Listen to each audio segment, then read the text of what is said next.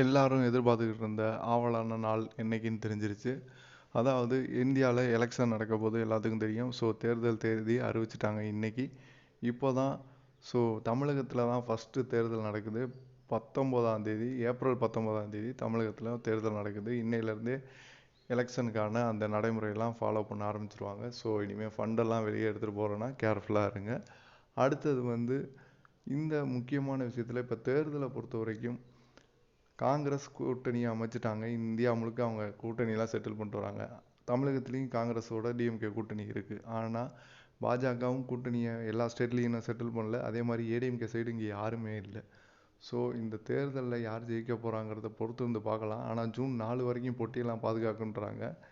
கண்டிப்பாக ஜூன் 4 வரைக்கும் எதுக்கு வெயிட் பண்ணுறாங்கன்னு தெரில. அவ்வளோ நாள் 1.5 மாதம் பொட்டியெல்லாம் பாதுகாத்து வச்சுருக்கணும். ஸோ எலெக்ஷன் கமிஷன் எப்படி செயல்படுதுன்னு பொறுத்து இருந்து பார்ப்போம். பட் தமிழகத்தை பொறுத்த வரைக்கும் எல்லாரும் தேர்தல், தமிழ்நாடு மட்டும் இல்லை இந்தியா முழுக்க தேர்தல் எப்போ வரும்னு மக்கள் ரொம்ப எதிர்பார்க்குறாங்க. அது ஒரு ஆட்சி மாற்றத்துக்கான அறிகுறி. ஸோ இந்த வாட்டி யார் ஜெயிப்பான்றதை பொறுத்து வந்து பார்ப்போம். Subscribe to the channel.